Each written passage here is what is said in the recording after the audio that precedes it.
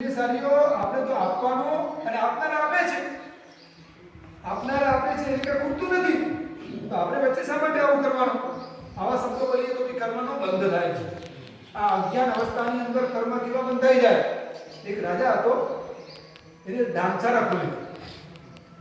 સવારથી સાંજ સુધી જે લોકો આવે જમી જાવ તમે, બસ એક જ જે જમી જાવ તમે, બસ ભૂખ્યાને ભોજન આપો, તરસ્યાને પાણી આપો. ડાંગસારા ખોલી જબરદસ્ત. અને એમાં એક માણસને નિયુક્ત કર્યો એમને. હવે સવારથી સાંજ સુધી ડાંગસારા ચાલે. એક સમયની વાત છે, એક માણસ, એનું શરીર કેવું સોના જેવું શરીર, અને મોઢું ભૂંડનું હોય. કેવું? મોઢું ભૂંડનું અને શરીર આખું સોના જેવું. લોકો જુએ એને, કમાલ છે, આ બ્રહ્માએ કેવું સર્જન કર્યું, વિધાતાએ કમાલ કરી છે કે માણસનું સર્જન કર્યું અને આખું શરીર સોના જેવું આપ્યું છે એને. પરંતુ મોઢું છે ને એ કોનું છે? ભૂંડનું છે. હવે માણસ શું લાગે બોલો? ભૂંડ જોવું કોને ગમે? ગમે જ નહીં. ભૂંડ જોવું જ ન ગમે. બધા વિચાર કરે છે કે આની પાસે રહસ્ય શું હશે?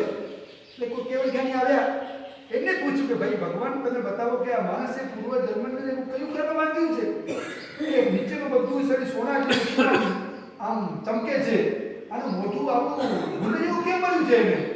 ત્યારે જ્ઞાની ભગવાનને વાત કરી, સાંભળો, પૂર્વ જન્મની અંદર એક નગરની અંદર એક રાજા હતા, એને દાનશાળા ખોલી હતી અને દાનશાળાની અંદર આખું કારોબાર આને સોંપવામાં આવેલો હતો કે સવારથી કોઈ પણ વ્યક્તિ આવે એને તારે દાન આપવાનું, બસ તારે માત્ર આપવાનું, મારી તને આજ્ઞા છે. અને દાનશાળા ખોલી લોકો જમી જાઓ એક જ વાત બધી. પરંતુ એ વ્યક્તિ જે હતો ને, એ હવે પોતાની કઈ વસ્તુ તો વપરાતી નથી. પેલો રાજા આપે છે બધું, અન્ન રાજા મીઠાઈ બધું રાજા આપે, એના હાથથી આપે છે ને, ત્યારે એનું મન કચવાય છે.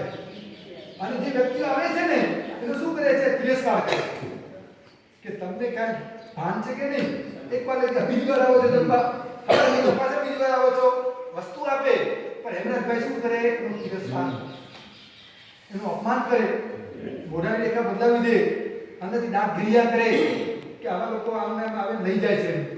એટલે પુણ્યશાળીએ ખૂબ દાન કર્યું, એનાથી પુણ્ય બંધાયું એને, એટલે એને સોના જેવું શરીર મળ્યું. પરંતુ દાનની સાથે એ લોકોને મીઠાઈ આપતો, દાન સાથે તિરસ્કારનો ભાવ પર આપતો હતો. એના કારણે મોઢું કેવું બન્યું? ભૂંડે જેવું. મોઢું બગાડી નાખતો. એટલે આ બ્રહ્માએ સર્જન તો કર્યું એનો, પરંતુ મોઢું એને આવું આપ્યું. કહેવાનો મતલબ કે એક વ્યક્તિઓ આપે છે, આપનારા હજાર હાથીથી આપે છે, આપણે આપવામાં શા માટે કચાશ કરવાની? એટલે હજી વાત આવશે, સુપાત્રદાનની વાત કરશું. પાન્યસરીઓ એ સુપાત્રદાનને આપવા માટે 5 ભૂષણ બતાવ્યા છે. દાન કર્યા પછી 5 કન્ડિશન તમારી હોય ને, તો એ દાન તમારું પુણ્યાનુબંધી પુણ્ય બને છે. સારીભદ્રના પૂર્વ ભવે સંતની માત્ર એક વખત મહાત્માને ખીર બોલાવી, પણ એ ખીરની અંદર 5 કન્ડિશન જોડાયેલી હતી. એટલે ખીર એનું અમૃત અનુષ્ઠાન બની ગયું અને આપણા ભવની અંદર સારીભદ્ર બન્યો. અને સવાર પડે અને એના ઘરે પેટીઓ આવતી હતી. એ 99 પેટીયાની પછવાડે આ 5 કન્ડિશન હતી કે સુપાત્રને દાન આપીએ તો દાનની અંદર 5 ભૂષણ બતાવેલા છે.